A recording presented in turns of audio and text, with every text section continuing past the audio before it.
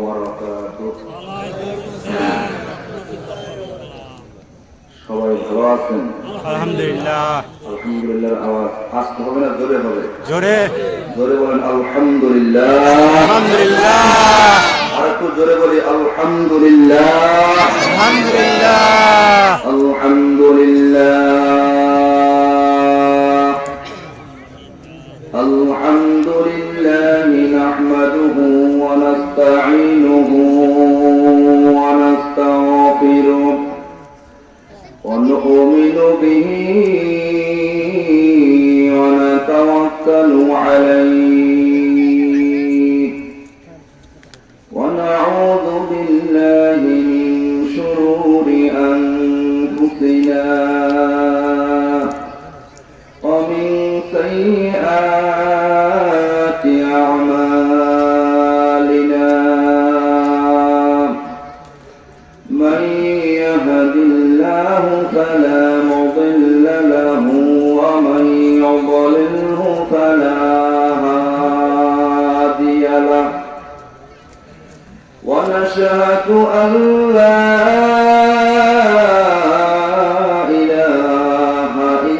الله ونشهد أن سيدنا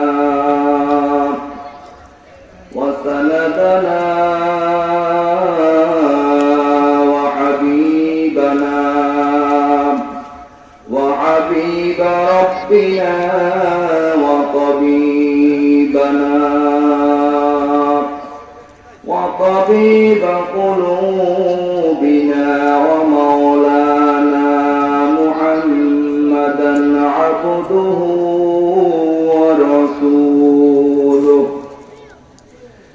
أرسله بالحق بشيرا ونذيرا وداعيا إلى الله بإذنه وسراجا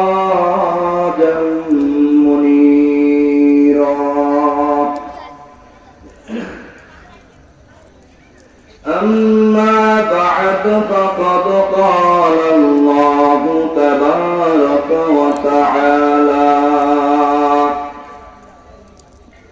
وتعالى في كلامه المجيد والفرقان الحميد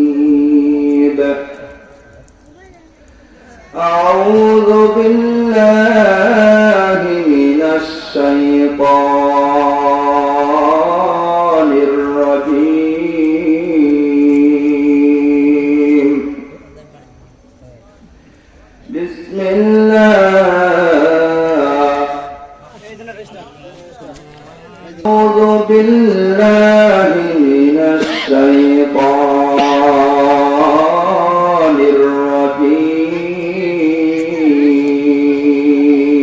الرجيم بسم الله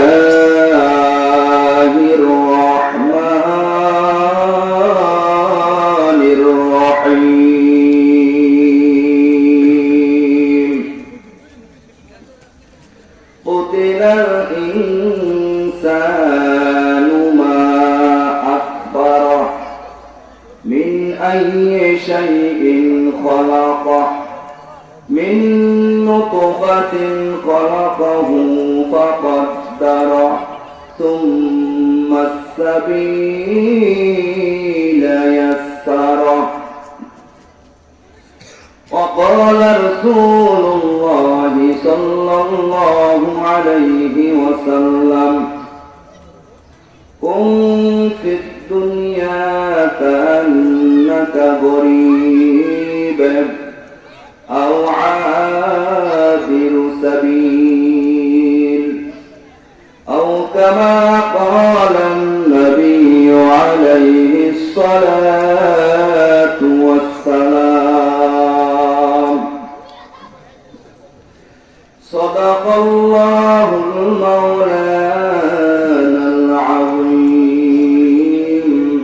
وصدق رسوله النبي الكريم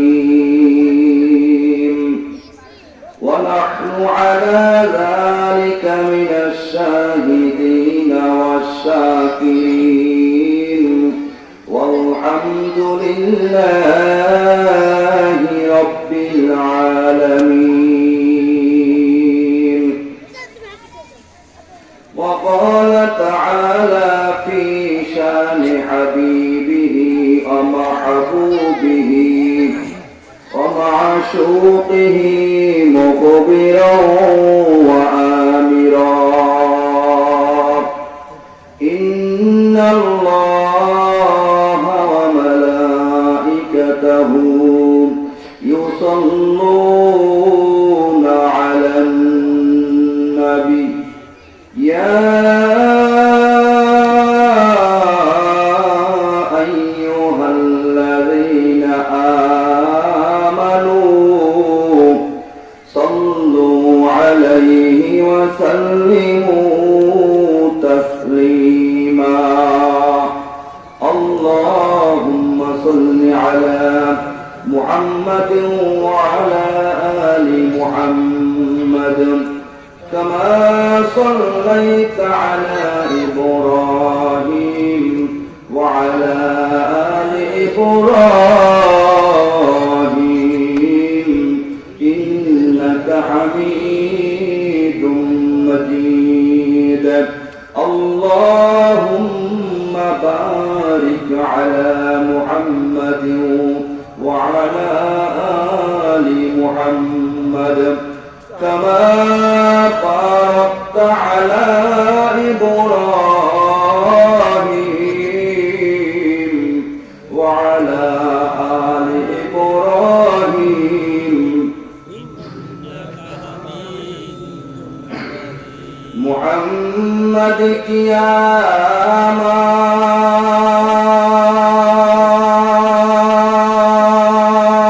قيامات سراجا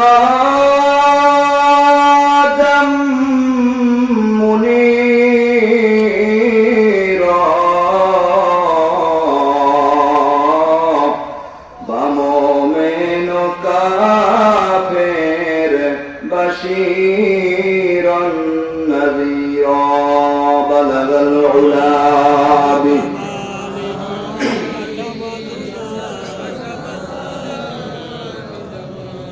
حسنت جميع خصاله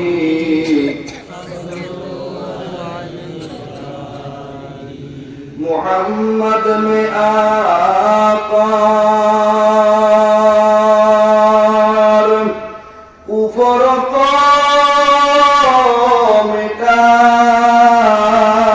मिटाया कुफर को मिटाकर सदाकत बताया बलगल उला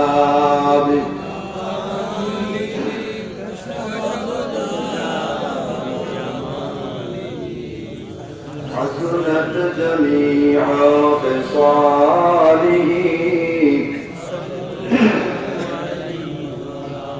ये हम सब मुसाफिर हैं कब्र आखिर ठिकाना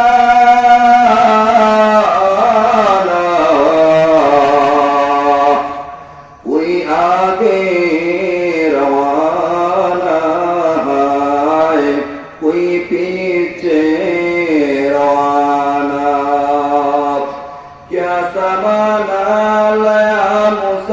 मुसाफिर सफर तेरा है बाईद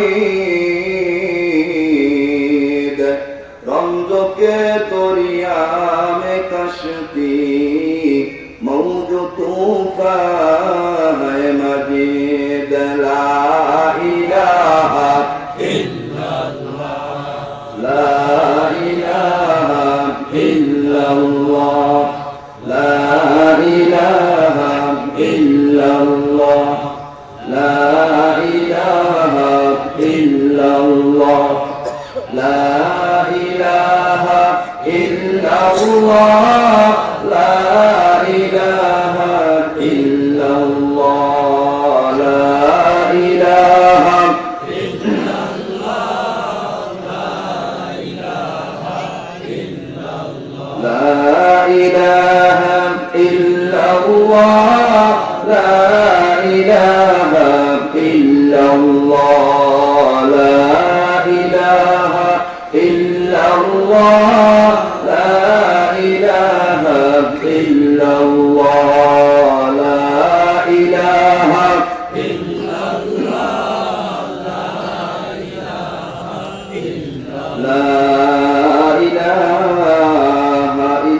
इल्लल्लाह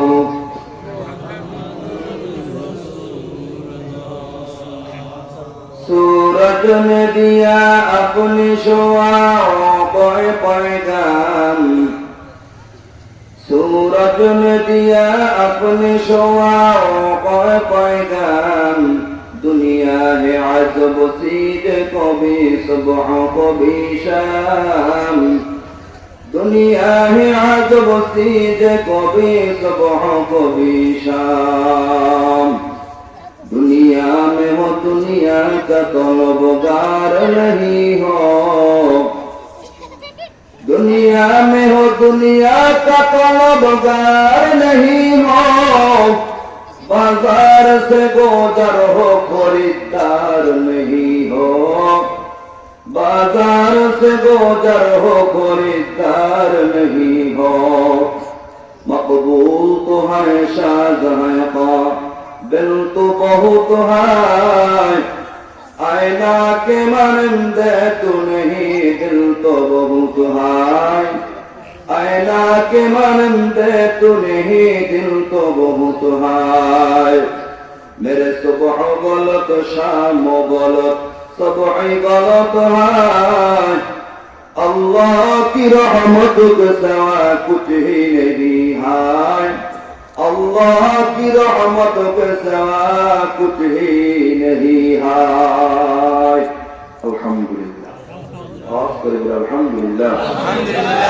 আল্লাহ পাক রব্বুল আলামিন আমাদেরকে উত্তর শেখা পূর্বপাড়া দরগা শরীফ জামে মসজিদের উদ্যোগে এই 2 দিনের মাহফিলের শেষ দিন ইশারের পরে আল্লাহ পাক রব্বুল আলামিন আমাদেরকে এই জান্নাতের পরিবেশে বসার ব্যবস্থা করে দিয়েছেন সুযোগ করে দিয়েছেন খুশি না বেজা খুশি এই জান্নাতের বাগানে সবাই আসতে পারে না সবার কপালে জান্নাতের বাগানে আসার সুযোগ হয় না আল্লাহ পাক রব্বুল আলামিন তাকে পছন্দ করেন মালিক তাকে মহব্বত করেন একমাত্র সেই জান্নাতের বাগানে আসার বসার তৌফিক পায় জোরে বলেন সুবহানাল্লাহ এটা কি আপনাদের বিশ্বাস হয় কার কার বিশ্বাস আল্লাহকে হাত দেখাইতে আল্লাহু আকবার আল্লাহ আমাদের সবাইকে কবুল করে নাও আমিন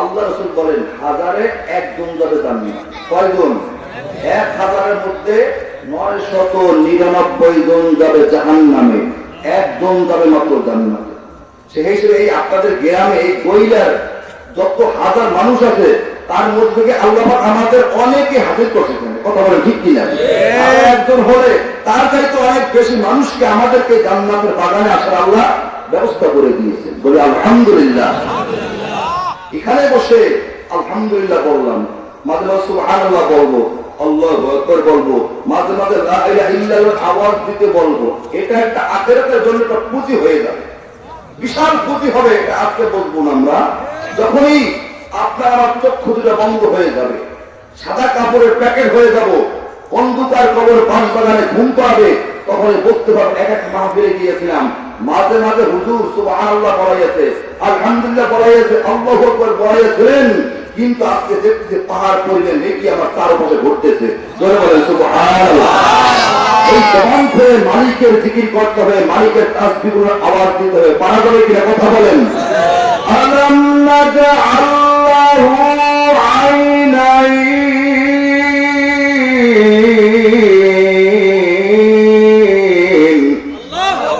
আর জোরে হবে আল্লাহু আকবার আর জোরে হবে আলাম নাজআল্লাহু আইনাইন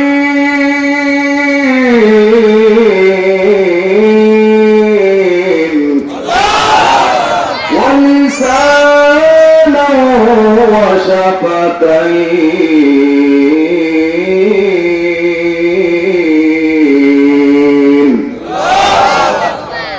আল্লাহ পাক রব্বুল আলামিন ডাক দিয়া বলেন গোলাম এ গোলাম আমি কি তোমাকে দুটো চক্ষু দিই নাই আমি কি তোমাকে কথা বলার জন্য তোমাকে কি আমি আল্লাহ একটা জিহ্বা দিই নাই তোমাকে দুইটা ব্যাটারে দিয়ে দিলাম দুটো চক্ষু দান করলাম এ গোলাম তুমি তোমার ডানে বামে সামনে পিছনে তাকাইয়া দেখো আমি হাজারো মানুষকে অন্ধ বানাইছি আছে কি নাই জোরে বলেন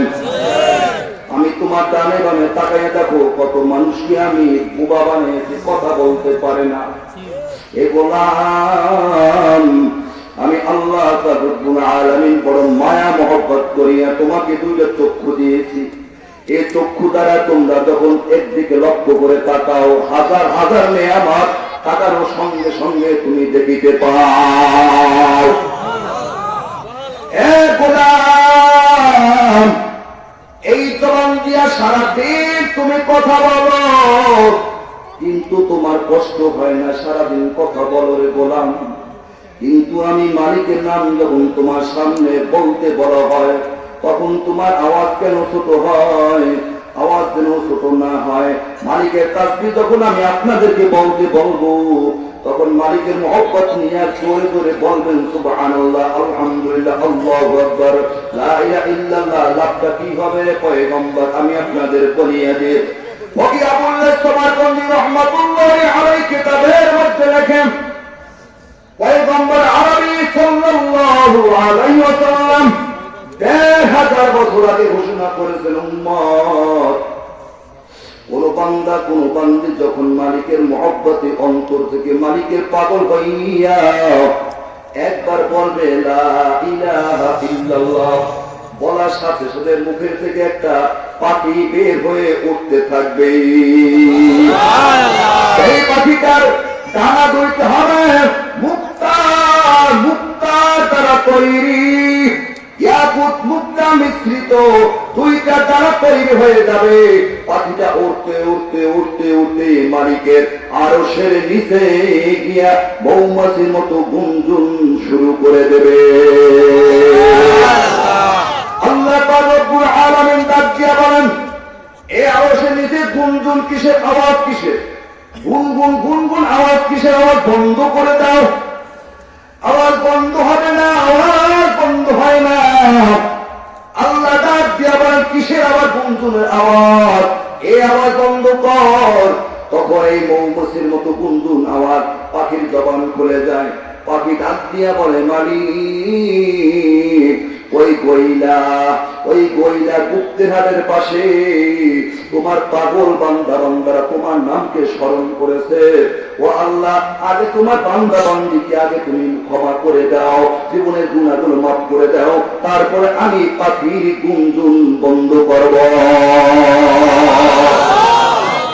আল্লাহ পাক ডাক দিয়ে বলেন, যা আমার বান্দা বান্দি আমি আল্লাহকে না দেখে আমি আল্লাহকে স্মরণ করেছে, যা যা, যে বান্দা বান্দি আমি আল্লাহকে স্মরণ করেছে, আমি আল্লাহ আমার বান্দা বান্দিদের মাফ করে দিলাম।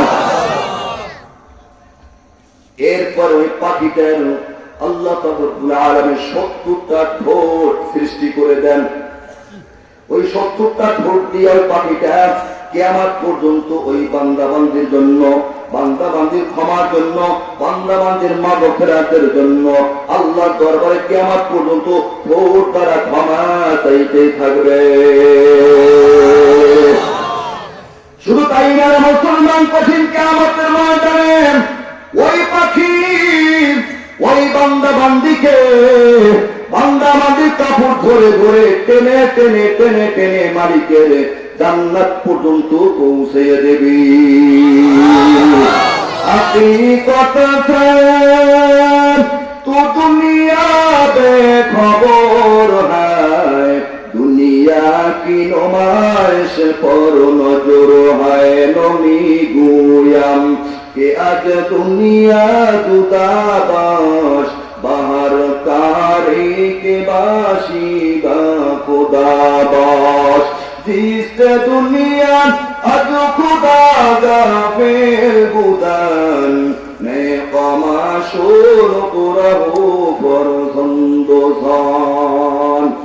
লা ইলাহা ইল্লাল্লাহ, এত দাম, এত দাম, এত দাম, এত দাম, লা ইলাহা ইল্লাল্লাহ। আরে গোলাম, যখন আপনারা রাস্তা দিয়ে চলাফেরা করবেন, একা একা বাজারে রওনা হয়েছেন, একা ক্ষেত খামারে রওনা হয়েছেন, কাজের জন্য রওনা হয়েছেন, ব্যবসার জন্য রওনা হয়েছেন, আপনি মনে মনে পড়বেন আস্তে আস্তে আমাদের তেলাওয়াত জিকিরটা করতে করতে চলেন, লা ইলাহা ইল্লাল্লাহ, লা ইলাহা ইল্লাল্লাহ, লা ইলাহা ইল্লাল্লাহ, সুবহানাল্লাহ, সুবহানাল্লাহ, আলহামদুলিল্লাহ, আলহামদুলিল্লাহ। আওয়াজ করে করে করে করে আপনি আপনার কাজে, আপনার গন্তব্যে পৌঁছতে থাকবেন। ইবলিস শয়তান পালাইতে থাকবে, মনের ভিতর শান্তি পাবেন, মনের জং, কলবের জং মালিক দূর করে দেবে। এখন বুঝি না, বুঝবো, চক্ষু বন্ধ হলে বুঝতে পারবো এই তাসবিহগুলো কি পরিমাণ দাম আল্লাহর দরবারে। আজকে আমরা এখানে আসছি, আমার নবীর উপর মাঝে মাঝে দুরূদ শরীফ পড়ব সাল্লাল্লাহু আলাইহি সাল্লাম। আল্লাহ রাসূল সাল্লাল্লাহু আলাইহি সাল্লাম বলেন, কোন বান্দা যখন সাল্লাল্লাহু আলাইহি ওয়াসাল্লাম দুই ঠোঁট শেষে মিলিত হয়ে যায়, সাল্লাল্লাহু আলাইহি ওয়াসাল্লাম, পয়গম্বর বলেন বান্দা বান্দি যখন আমার উপর দুরূদ পাঠ করে তখন দুই ঠোঁট মিলিত হতে দেরি, কিন্তু বান্দা বান্দির নামটা লিস্টি হইয়া, বাবার নাম দাদার নাম লিস্টি হইয়া সোনার মদিনায় আমার কাছে পৌঁছতে দেরি হয় না। কথা বলে ভালোভাবে বুঝাইতে পারি নাই, মানে সাল্লাল্লাহু আলাইহি ওয়াসাল্লাম দুই ঠোঁট মিলতে দেরি, বিদ্যুৎরা কিসের পাওয়া, বিদ্যুৎরা কিসের পাওয়া, মানে সেকেন্ডও লাগে না, মেলতে দেরি। আমার নাম আর বাবার নাম দাদার নাম এবং লিস্টি হইয়া সিরিয়ালে সোনার মদিনার লিস্টি একটু হাজির হয়ে যায়, নবী খুশি হয়ে যায়। আমি তখন দুরূদ পড়বো, আপনি তখন দুরূদ পড়বেন, আপনার নামটা আমার নামটা কোন লিস্টিতে উঠিয়ে যায়। ও গোলাম আশরাফ আলী থানভী রহমাতুল্লাহ আলাইহি দুরূদ পড়েছে, খাজা মঈনুদ্দিন চিশতি রহমাতুল্লাহ আলাইহি দুরূদ পড়েছে, আব্দুল কাদের জিলানী রহমাতুল্লাহ আলাইহি দুরূদ পড়েছে, শামসুল হক ফরিদপুরি দুরূদ পড়েছে, নিসারউদ্দিন রহমাতুল্লাহ আলাইহি দুরূদ পড়েছে, আবু বকর সিদ্দিক দুরূদ পড়েছে, ওমর দুরূদ পড়েছে, আলী দুরূদ পড়েছে, ওসমান দুরূদ পড়েছে। ওই নামের তালিকায় তালিকায় সিরিয়ালে সিরিয়ালে আপনার নামও এক পর্যায়ে লেখা হয়ে যায়। কি মনে করতেছেন কাদের নামের লিস্টির সাথে ওই লিস্টিতে আপনার নাম উঠে গেল? আমার নামে ফেলবেন না, আমার নামে ফেলবেন না। পয়গম্বর বলেন আমার উপর যে বেশি বেশি দুরূদ পাঠ করবে কিয়ামতের ময়দানে মুসিবতের দিন আমি পয়গম্বর ওই উম্মতকে ফেলাইয়া জান্নাতে যাব না। এর চাইতে বড় সুসংবাদ আর কি হইতে পারে, কি হইতে পারে? আমরা যারা আছি সবচাইতে ছোট দুরূদ সাহাবীওয়ালা দুরূদ। সাহাবীওয়ালা দুরূদ হলো হাদিসের কিতাবে যত বড় বড় হাদিসের কিতাব, ওই কিতাবে সবচাইতে ছোট দুরূদটা আনছেন সাল্লাল্লাহু আলাইহি ওয়াসাল্লাম, সাল্লাল্লাহু আলাইহি ওয়াসাল্লাম। وعن ابي هريره رضي الله تعالى عنه انه قال قال رسول الله صلى الله عليه وسلم। প্রত্যেকটা হাদিসের সাথে সাল্লাল্লাহু আলাইহি ওয়াসাল্লাম এই দুরূদের অনেক ফজিলত, অনেক দাম। নবীওয়ালা দুরূদ, সাহাবীওয়ালা দুরূদ, অনেক ফজিলত। এর থেকে ছোট দুরূদ হয় না। তা আমরা যখন হাটে বাজারে গ্রামগঞ্জে ঘুমাইতে যাই, অনেকে বলে হুজুর ঘুমাসে না, আপনি ঘুমাসে না। কেন ঘুমাসবে না? আপনি দুরূদ শরীফ এরকম বইনা বেশি না, 10 বার পরে ঘুম কোথার থেকে আসবে বিদ্যুৎ থেকে 13 পাবেন না। আপনি আপনি হাতের পর গুনি গুনি 33 সুবহানাল্লাহ পড়েন, 33 বার হইতে পারবে না, তার আগে আল্লাহ পাক আরামের ভিতরে আপনাকে শোয়াইয়া দেবে। শোয়াইয়া পরীক্ষা করে দেখেন, পরীক্ষা করে দেখেন। তো আমি আল্লাহ পাক রব্বুল আলামিনের কোরআন থেকে যে আয়াত পড়েছি, আমি এই জন্য একটু সামনে আগাইয়ে দিই। আল্লাহ পাক রব্বুল আলামিনের কোরআন থেকে পাঠ করেছি কুতিলাল ইনসানু মা আকফারা। এই আয়াত আল্লাহ পাক রব্বুল আলামিন নাযিল করেছেন আবু লাহাবের সন্তান উতবা। আবু লাহাবের সন্তান উতবাকে কেন্দ্র করে এই আয়াত আল্লাহ পাক নাযিল করেছেন।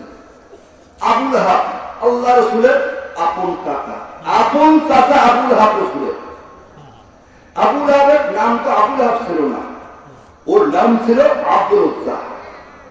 উজ্জাটা মূর্তি, মূর্তির পূজা করত বিদায় আব্দুল উজ্জার নাম রেখেছিল। কিন্তু মানুষ ওকে আব্দুল উজ্জা ডাকতো না, ওকে ডাকতো আবু লাহাব বলি। এর কারণ কি? কারণ আছে। কারণ হলো কি, আবু লাহাবকে আল্লাহ পাক রব্বুল আলামিন এত সুন্দর চেহারা দান করেছে, এত সুরত। আবুল মানে বাবা, লাহাবুল মানে লাল, অর্থাৎ লালের বাবা। তারপর আরবি মানুষ অর্থ বুঝতো, অর্থ বুঝে আবুল হাবকে আব্দুল উজ্জা না বলিয়ে বলতে আবুল হাব মানে লালের বাপ। ওর চেহারাটা ছিল লাল। আগুন যখন জ্বলে, আগুন খেয়াল করে দেখবেন আগুনের মাথাটা থাকে লাল। কথা বলে ঠিক কিনা? আগুনের মাঝ বরাবর এই কালারটা স্বর্ণ কালার, গোল্ডেন কালার, কিন্তু আগুনের মাথাটা থাকে লাল, টকটকে লাল। তো আবুল আবের চেহারাটা ছিল টকটকে লাল, খুব দেখার মতো যুবক আবুল আবের সুন্দর চেহারা। তো এই জন্য আরবের লোকেরা বলতো আব্দুল উজ্জা না বলিয়া আবুল হাব বলতো, চেহারা একটু লাল হওয়ার কারণে। তো অমানুষ আবুল হাবকে আল্লাহ পাক রব্বুল আলামিন এত সুন্দর চেহারা প্রদান করেছেন। ওর তো উচিত ছিল, আল্লাহ আমাকে সুন্দর চেহারা তুমি দান করেছো, তুমি আমার পলকটা পরিষ্কার করে দাও। কথা বলেন ঠিক কিনা? আমার সুন্দর চেহারা দান করেছো, আমার পলকটা সুন্দর করে দাও। আমাকে সুন্দর চেহারা দান করেছো, আমাকে কিন্তু আবার তোমার জাহান্নামের আগুনে জ্বালাইও না। ওর এটা বলা উচিত ছিল, কিন্তু ওটা বলে নাই। ও মালিকের নাফরমানি শুরু করে দিয়েছে। ওকে আল্লাহ বড় বড় তিনটা নিয়ামত দান করেছেন। একটা হলো আল্লাহ পাকের সুন্দর চেহারা দান করেছেন সূরা। দুই নম্বরে আল্লাহ পাক রব্বুল আলামিন ওকে অনেক ধন সম্পদের মালিক বানিয়েছেন, অনেক ধন সম্পদ দিয়েছেন। আল্লাহ পাক সবাইকে কিন্তু টাকা পয়সা দেয় না। দেয় জোরে বলেন? মালিক যাকে ভালোবাসেন তাকে টাকা পয়সা দেন, যাকে ভালোবাসেন না তাকে দেন না। মানে যাকে চায় তাকে দেয়, তাকে চায় না মালিক তাকে দেয় না। অনেক অশিক্ষিত মানুষ আছে, অশিক্ষিত, নিজের নাম লিখতে পারে না, টিপ দেয়, সই দেয়, উনি শিল্পপতি হয়ে বসে আছে। কথা বলা ঠিক কি? নিজের নাম রাখতে পারে না, শিল্পপতি, কোটি কোটি টাকার মালিক, তার হিসাব সে নিজেও জানে না। আবার শিক্ষিত মানুষ তেরাং ভরা, সুখে ভরা, সার্টিফিকেট কাগজে ভরা, ওনার সংসার করতে কষ্ট হয়ে যায়। কথা বলে ঠিক কিনা? অনেক বাতুব্বর বুদ্ধি বিক্রি করে খায়, সালিশি করে বুদ্ধি বিক্রি করে খায়, বাতুব্বর বেরেনি, সংসার চলে না। অশিক্ষিত মানুষ কিন্তু উনি কোটি কোটি টাকার মালিক। কথা বলে ঠিক কিনা? টাকা দেওয়ার মালিককে বলে হবে, টাকা দেওয়ার মালিককে। ইন্না রাব্বাকা ইয়ারযুকু লিমান ইয়াশা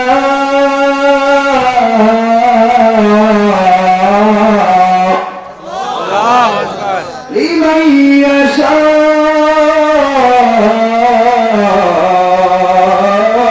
ওয়া ইয়াকদির ইন্নাহু কানা বিইবাদিহি খবীরাম বাসীরা।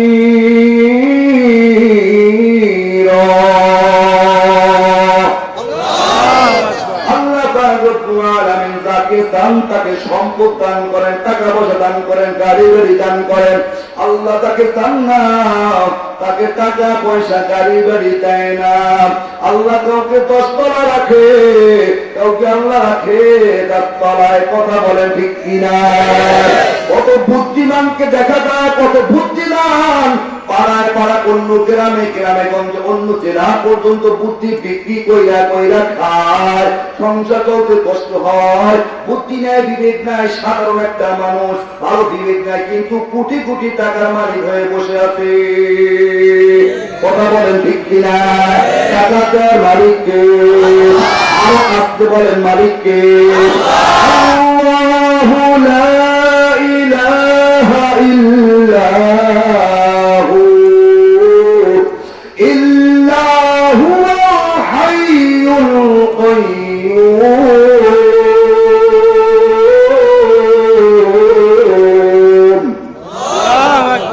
আল্লাহ যা টাকা পয়সা কেউ কাউকে দিতে পারে না। আল্লাহ পাক আবুল হাবকে এত সম্পদ দান করেছে, এত সম্পদ দান করেছেন, কিন্তু বেঈমান আবুল হাবের বুঝ আসে না, কে আমাকে সম্পদ দান করলো।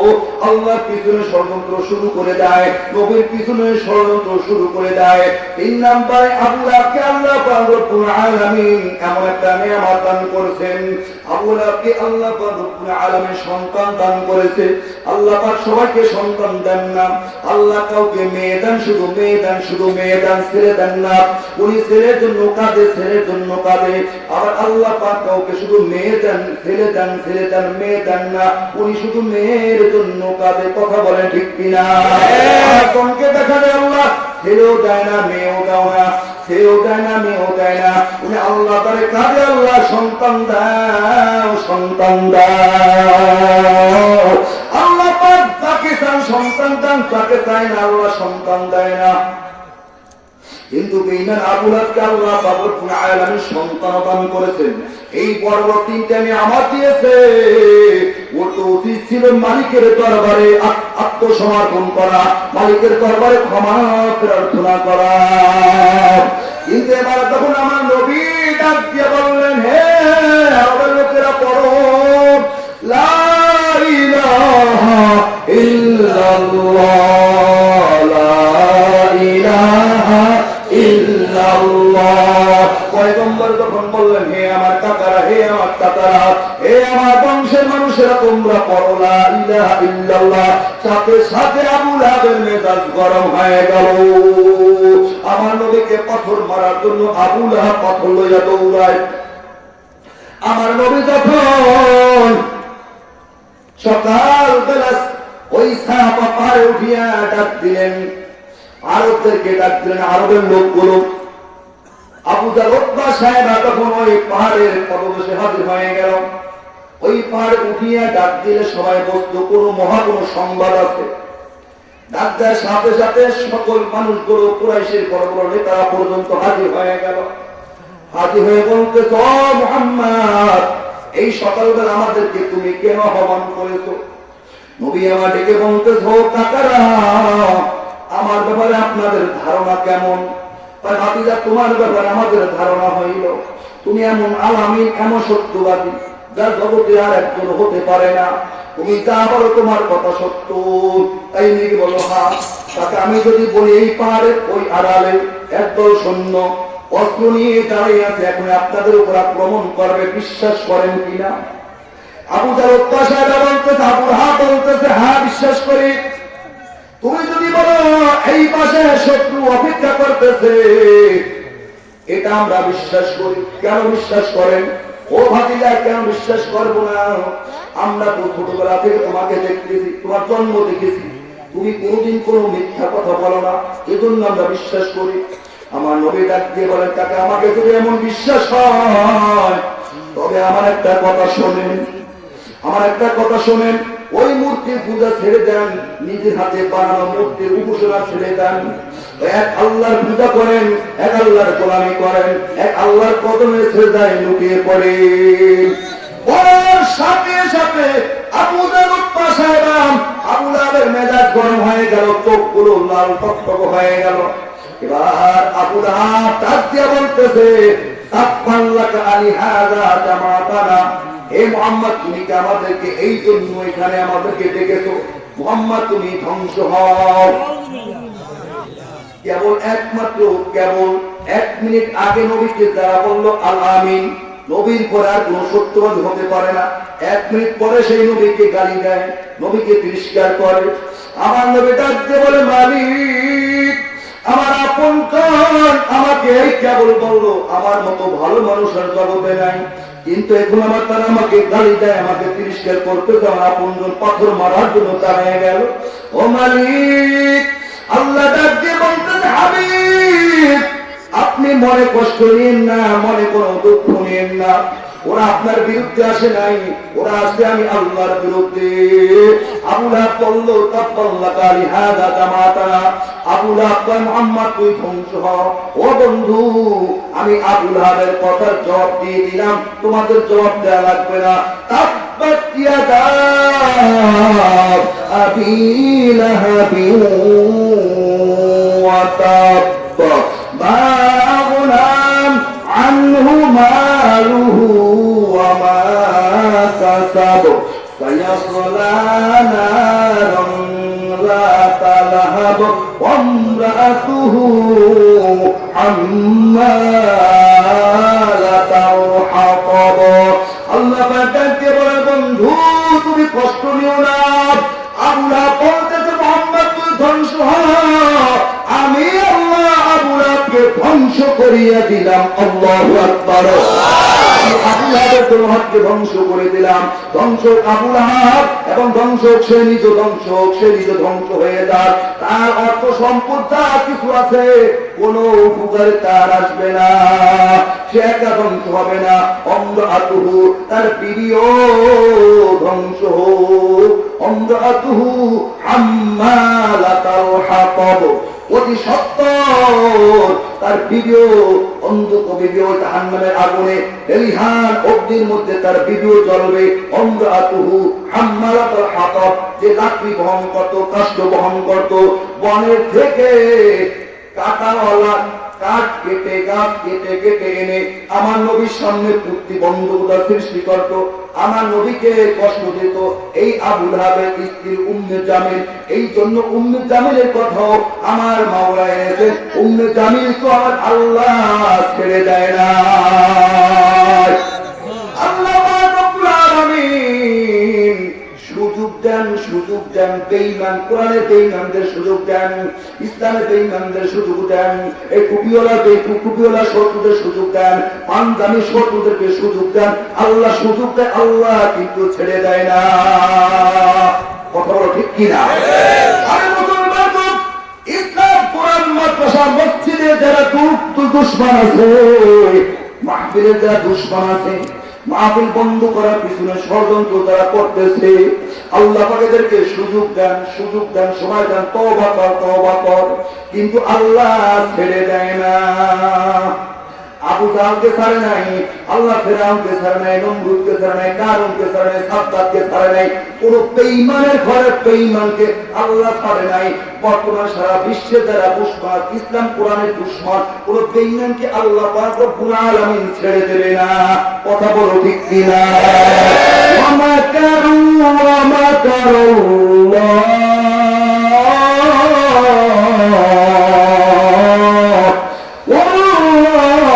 খায়রুল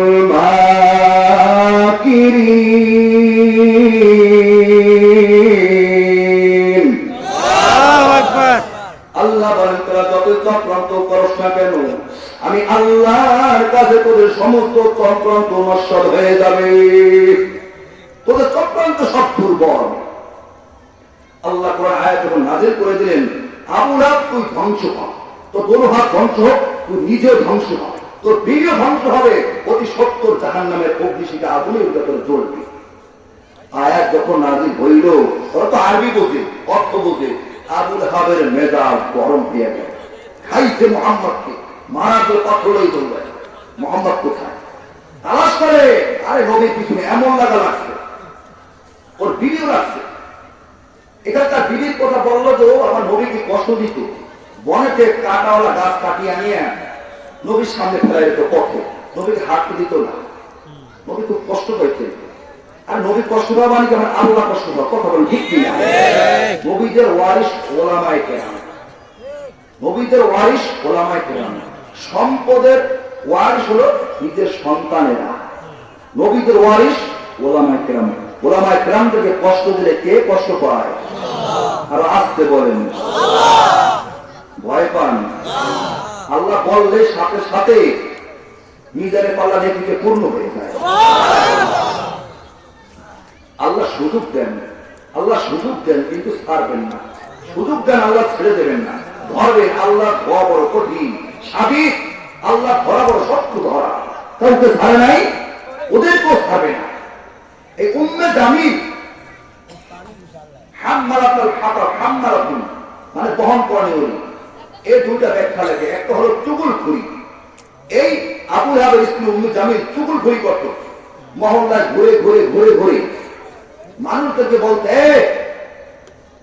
এই মুহাম্মদ হলো আমার বেয়াই, আমার নবী প্রকাশে ইসলামে দাওয়াত দেওয়ার আগে, নবুয়তি পাওয়ার আগে আমার নবীর দুইটা কন্যাকে এই আবু লাহাবের দুইটা সন্তানের সাথে উদ্দার হোতায়বা, এই দুই সন্তানের কাছে আমার নবীর দুইটা কন্যাকে বিবাহ দিয়েছিলেন নবী হওয়ার আগে। তো তখন কোনো বাধা ছিল না। তো এই উম্মে জামিল আমার নবী যখন লা ইলাহা ইল্লাল্লাহ দাওয়াত দিতেছে, মহল্লায় ঘুরে ঘুরে প্রতিবন্ধকতা সৃষ্টি করে, তারপরে পারতেছে না। এই উম্মে জামিল মহল্লায় ঘুরে ঘুরে ঘুরে ঘুরে মানুষদেরকে বলতেছে, এই মুহাম্মদ আমার বেয়াই আর আমার ভাতিজা, শোনো মোহাম্মদ কিন্তু একজন পাগল, মোহাম্মদ একজন পাগল, মোহাম্মদের কথা তোমরা কেউ শুনবে না। মোহাম্মদ পাগল, ওর পাগলের কথা তোমরা কেউ শুনবে না। উনি তখন শহরে গলিতে গলিতে গ্রাম গঞ্জে এবং দাওয়াত দিচ্ছে মানুষদেরকে মোহাম্মদের ধারে কাছে কেউ ভেবে না, ও একজন পাগল মানুষ, ও মন্ত্র পাঠ করে করে মানুষদের মধ্যে দ্বন্দ্ব লাগাই দিতেছে। এখন গ্রামগঞ্জের মানুষ, শহরের মানুষগুলো চিন্তা করতেছে এত বড় একজন নেত্রী যখন নেমেছে, তাও আবুল আহাবের স্ত্রী, যেমন কোন ব্যাপার নয়, যারা রাষ্ট্র পরিচালনা করত তখন, তার মধ্যে আবুল আহাব, কয়েকজনের মধ্যে আবুল আহাব, আবুল আহাবের স্ত্রী এত বড় নেত্রী, এত বড় চেতা একজন নেত্রী যখন নামছে, তো অবশ্যই মোহাম্মদ মনে হয় ছোটখাটো কোনো পাগল নয়, ও বড় বড় একজন পাগল। চল এই পাগলটাকে দেখে আসি। জোরে বলে সুবহানাল্লাহ। ও পাগলের কাছে তাকে নিষেধ করতেছে, আর মানুষগুলো কি বলতেছে, ও যখন নামছে মোহাম্মদের বিরুদ্ধে, মোহাম্মদ ছোট পাগল না, মোহাম্মদ বড় বড় একজন পাগল। পাগলটাকে দেখতে আল্লাহ রাসূল ডাক দিয়ে বলে, মালিক কেমন করে আমি কালেমা দাওয়াত দেব? আমার আপনজন পর্যন্ত শহরের ওই গলি দিয়ে ঘুরে ঘুরে আমার বিরুদ্ধে কথা কয়, আমার বিরুদ্ধে অপপ্রচার করতেছে। ও মালিক আমি কেমন করে কালেমা দাওয়াত দেব? আল্লাহ আল্লাহ ডাক দিয়ে বলেন, হাবিব আপনি কোনো টেনশন করবেন না, আপনি কোনো চিন্তা করবেন না।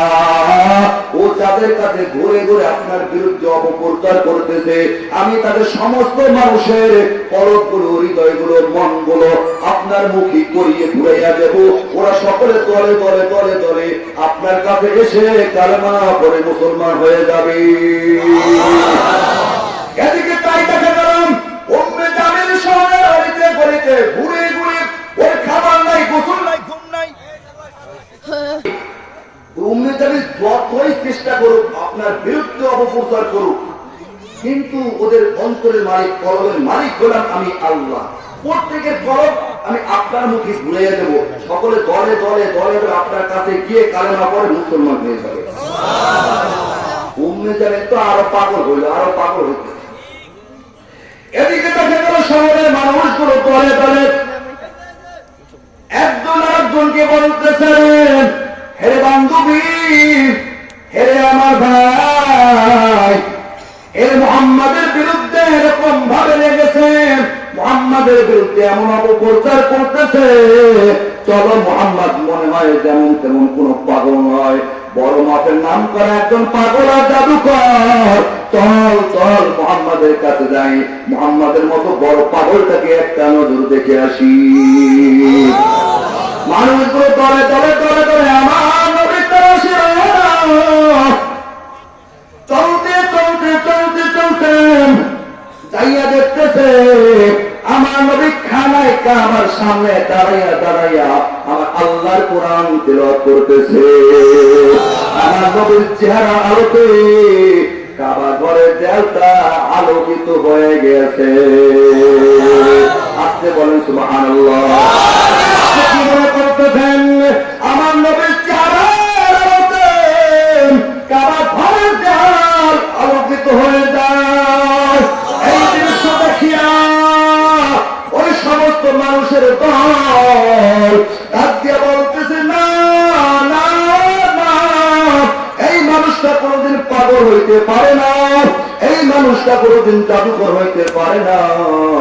এত সুন্দর তার মুখের বাণী, আর মুখের মিষ্টি আওয়াজ, এত সুন্দর কোরআনের বাণী, এত সুন্দর তার চেহারা, এই চেহারার কারণে কাবা ঘরের দেয়ালটা আলোকিত হয়ে যায়। তখন মানুষগুলো আমার নবীর দরবারে হাতটা বানাই দিয়া কালেমা করে দলে দলে মানুষগুলো মুসলমান হয়ে যাইতেছে। আমার নবীর চেহারা তাদের মতো উজ্জ্বল। জিবরাইল আমিন আলাইহিস সালাতু ওয়াস সালাম একদিন আমার নবীর দরবারে আসলেন, এসে ডাক দিয়ে বলতেছে, ও বন্ধু মুহাম্মদ, সারে দুনিয়া তয় কে আমাই, सारे दुनिया पर क़यामत मिस्ले तू देखा नहीं, तेरे मानंद खूबसूरत चांद सूरज भी नहीं। ও বন্ধু মুহাম্মদ, আমি জিব্রাইল আসমান জমিন ভ্রমণ করেছি, পৃথিবীর মাসের থেকে মাগরিব সীমান্ত থেকে দুনুক জান্নাত জাহান্নাম সব জায়গায় ভ্রমণ করেছি, কিন্তু বন্ধু তোমার মতো এত সুন্দর আজ পর্যন্ত আর কাউকে দেখি না। ইমামুল আউয়ালিন ওয়াল আখিরিন বারসাদ রাহমাতাল লিল আলামিন সাইয়্যিদুল কাওনাইন ফাতুমুল মুরসালিন আখিরা মাহমুদ ফখরুল আউয়ালিন শুধু জুদাস রাহমাতাল লিল আলামিন মসজিদে ও শুধু আমারো জমিন।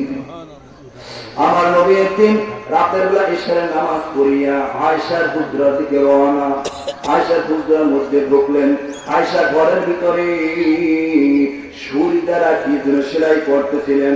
হঠাৎ করে সুইটা হাতের থেকে ঘরের মধ্যে পড়িয়া যায়। সুইটা তালাশ করে ঘরের মধ্যে কোনো বাতি জ্বলে না, বাতি ছিল না, বাতিটা ছিল না, কিন্তু কি যেন সেলাই করতেছে। হঠাৎ করে যখন সুইটা পড়ে যায় তালাশ করে পায় না। আমার নবী যখন ঘরে ঢুকলেন ইশারের পরে, আমার নবীর চেহারা আলোতে পুরো ঘরটা এমন আলোকিত হয়ে গেল, একেবারে বালু পর্যন্ত চকচক করতেছে।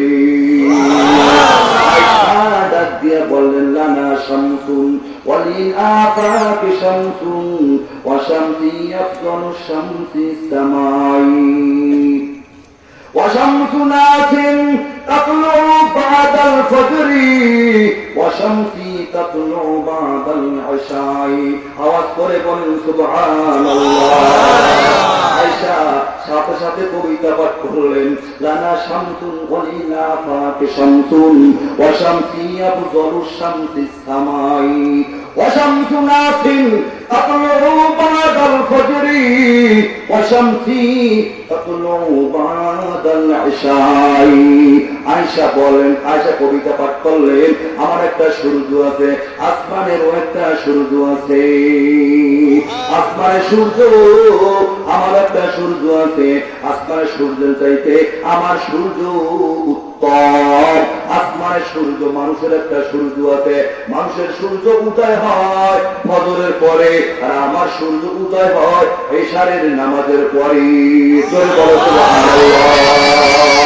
মুহাম্মদ पर फिदा हो जाओ दुनिया से जुदा हो जाओ और उस पर कुर्बान हो जाओ एक मौला के लिए हो जाओ। আমার নবীর এমন চেহারা, আমার নবীর চেহারা দেখে দেখে হাজার হাজার লক্ষ লক্ষ ইহুদি বেঈমান কালেমা পড়ে মুসলমান হয়ে গিয়েছে। কিন্তু আবু লাহাবের মতো কপাল পোড়া, আবু জাহেলের মতো কপাল পোড়া, উতবা সাহেবের মতো এক একটা কপাল পোড়ার ভাগ্যে ইসলাম জোটে নাই। আপনার মতো আমার মতো গুনাহগার কোথায় মক্কা মদিনা, আমি আপনি বাংলার এক প্রান্তের মুসলমান, আপনার আমার কপালে সে ইসলাম চমকাইতেছে। আপনার আমার ভাগ্যে ইসলাম, নবী নিজের কাকা পর্যন্ত তাদের কপালে ইসলাম জোটে নাই। সারা জীবন যদি সিজদা করে থাকো, শুকরিয়া আদায় করে শেষ করা যাবে না। আমার নবীর হাতে যখন হাতে হাজার হাজার মানুষ কালেমা পড়ে মুসলমান হয়ে যায়, উম্মে জামিল টের হয়ে গেল। উম্মে জামিল যখন টের পেয়ে হাইলেন, আমি ঘুরে ঘুরে এত কষ্ট করে দাওয়াত দিলাম মুহাম্মাদের কাছে কেউ আসবে না, কিন্তু দেখতেছি মানুষগুলো দলে দলে মুহাম্মাদের কাছে দৌড়ে কালেমা পড়ে মুসলমান হয়ে যায়। আমার সমস্ত চেষ্টা ব্যর্থ হয়ে গেল। এবার উম্মে জামিল পাথর লইয়া দৌড়ায় আমার নবীকে মারার জন্য, পাথর লইয়া দৌড়ায় নবীকে মারার জন্য। মুহাম্মদ কই? আমার নবী তখন খানায় কাবার সামনে আবু বকর রাদিয়াল্লাহু তাআলা আনহুকে পাশে বসাইয়া আমার নবী কোরআন তেলাওয়াত করতেছেন, ইয়াসিন ওয়াল কুরআনিল হাকীম ইন্নাকা লামিনাল মুরসালিন। হঠাৎ আবু বকর বলতেছে, ও পয়গম্বর, ওই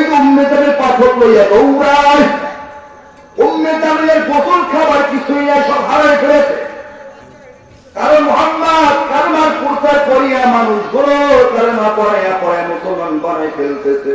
এত চেষ্টা করি সব চেষ্টা ব্যর্থ হইয়া যাইতেছে। উম্মে জামিল পাথর লইয়া দৌড়ায় নবীকে মারার জন্য। এবার আবু বকর কয়, ও পয়গম্বর ওই আসতেছে। উম্মে জামিল আসে, মহিলা মানুষ, তার হাতের যদি মারি খাই ইজ্জতটা রাখবো কোথায়? আমার নবীকে বলতেছে, আবু বকর লা তাহজান ইন্নাল্লাহা মা'ানা। এ আবু বকর চিন্তা করিও না, আল্লাহ রব্বুল আলামিন আমাদের সঙ্গে আছে। এই কথা বলতে বলতে উম্মে জামিল একেবারে কিনারায় চলে আসেন। হাতে কিন্তু মুষ্টির মধ্যে পাথর, হাতের মধ্যে পাথর। কাছে আসিয়া আবু বকরকে লক্ষ্য করে বলতে, হে আবু বকর তোমার সাথী কই? নবী কিন্তু কাছে বসা, এ আবু বকর তোমার সাথী মুহাম্মদ গেল কোথায়? এই মুহাম্মদ তো সমাজের মধ্যে দ্বন্দ্ব লাগাই দিয়েছে, আমার সমাজের মধ্যে মায়ের থেকে মেয়েকে ছিন্ন করতেছে। মুহাম্মদ গেল কই? ওকে আজকে পাইলে ভালোভাবে মজা দেখাই দিতাম, ওকে আমি আজকে ছাড়তাম না, ওকে আমি উচিত শিক্ষা দিতাম। মুহাম্মদ গেল কই? আবু বকর তোমার সাথী গেল কই? একে একে ঘরে কেন বসে আছো? আল্লাহু আকবার বলেন। এবার আবু বকর চিন্তা করতেছে, আমার নবী তো আমার পাশে একেবারে বসা, কোরআন তেলাওয়াত করতেছে। উম্মে জামিল যখন দেখে না আমার কবার বা কি প্রয়োজন, আমার কবার দরকার নাই, উম্মে জামিল কিছুক্ষণ পর্যন্ত নবীকে গালিগুলোজ করিয়া, যা মনে চায় সেরকম গালি করিয়া, তিরস্কার করিয়া উম্মে জামিল চলিয়া যায়। আবু বকর ডাক দিয়া বলতেছে, ইয়া মুহাম্মদ, হে পয়গম্বর, উম্মে জামিল কি আসিয়া আমাকে সম্বোধন করিয়া এত কিছু বললো, আপনাকে কেন দেখলো না? কারণ কি? কারণ কি রে পয়গম্বর? পয়গম্বর ডাক দিয়ে বলতেছে, আবু বকর তুমি কি জানো না আল্লাহ রব্বুল আলামিন আমাকে আগেই জানাই দিয়েছেন, ওয়াইদা ক্বরাতাল কুরআন জাআলনা বাইনাকা ওয়া বাইনাল্লাযী লা ইউমিনুনা বিল আখিরাতি হিজাবান মাসতুরা। জোরে বলেন সুবহানাল্লাহ।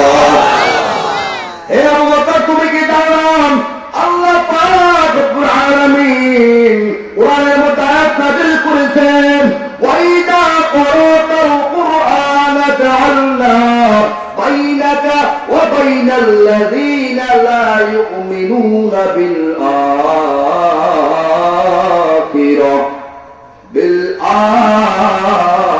আখিরাতি হিজাবান মাসতুরা। হে বন্ধু, তুমি যখন কোরআন তেলাওয়াত করবা, ঈমানদার আর বেঈমানদের মাঝে আমি আল্লাহ একটা কুদরতের এমন একটা পর্দা ফেলাই দেব, হিজাবান মাসতুরা, গোপন একটা পর্দা মাঝে ফেলাই দেব, যার কারণে বেঈমানরা আপনাকে দেখতে পারবে না। আসতে বলেন সুবহানাল্লাহ। নবীর কাছে বসা, নবীর কাছে বসা, উম্মে জামিল কাছে, কিন্তু নবীকে দেখতে পারে না। উম্মে জামিলের মেজাজ গরম, আবু লাহাবের মেজাজও গরম। উম্মে জামিলের মেজাজ গরম, আবু লাহাবের মেজাজ গরম। কি করা যায়? কি করা যায়? দেখি কত কৌশল অবলম্বন করি, কিন্তু মুহাম্মাদের কাছে পারি না, মুহাম্মাদের সাথে পারতেছি না, কি করা যায়? শেষ পর্যন্ত দুই সন্তানকে ডাকছে, এদিকায় এ ওটাই এদিকায়, তোরা কি জানোস আমার বিরুদ্ধে, তোর বাবার বিরুদ্ধে, তোর মায়ের বিরুদ্ধে কোরআনে আয়াত নাযিল হয়েছে, আমরা নাকি জাহান্নামের আগুনে জ্বলব, জানোস নাকি? ওদেরকে আমি বলতেছি, যদি আমার সম্পদ পাইতে চাস তাড়াতাড়ি এক্ষুনি মুহাম্মাদের দুইটা কন্যাকে তালাক দিয়ে দিবি, এমনকি মুহাম্মাদের সামনে গিয়া মুহাম্মাদকে গালি গুলজা করার তিরস্কার করবি, মুহাম্মাদকে উচিত শিক্ষা না দেওয়া পর্যন্ত ওদেরকে কিন্তু আমার সম্পদ থেকে আমি এক দাররা পরিমাণ সম্পদ দেব না। আমার সম্পদ যদি পাইতে চাস পায় না, মুহাম্মদকে উচিত শিক্ষা দিবি, কন্যা দুইটাকে তালাক দিয়ে সামনে যাইয়া যা বলার তাই বল।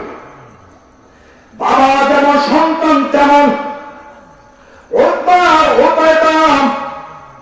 আমার নবীর পর্দারে তোমরা নবীকে মারার জন্য, নবীকে তিরস্কার করার জন্য দোনো বেঈমানের শ্বশুর আমার নবী। নবীর সামনে গিয়ে ডাকতে বলতে, মুহাম্মদ, আমার নবীকে যত প্রকার তিরস্কার আছে সমস্ত প্রকার তিরস্কার দিয়ে গালিগুলোজ করতেছে, পাথর মারতেছে, কন্যা দুইটাকে তালাক দিতেছে, শেষ তোমার বলতেছে, হে মুহাম্মদ, তোমার আল্লাহ তাল্লাহ কিছুই মানি না, কিছুই মানি না। এমনকি নবীর উপর থাবা মারিয়া নবীর জামা ছিঁড়িয়ে ফেলায়। নাউযুবিল্লাহ। আমার নবী ডাক দিয়ে বলেন, মালিক,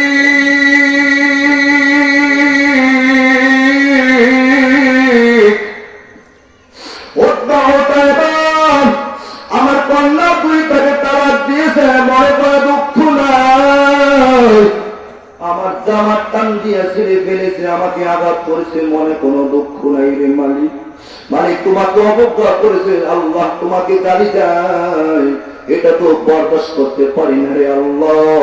ও মালিক, তোমার কুকুর সমূহ যে আছে, তোমার কুকুর সমূহ থেকে একটা কুকুর উৎপার উপর তুমি লীলাইয়া দাও।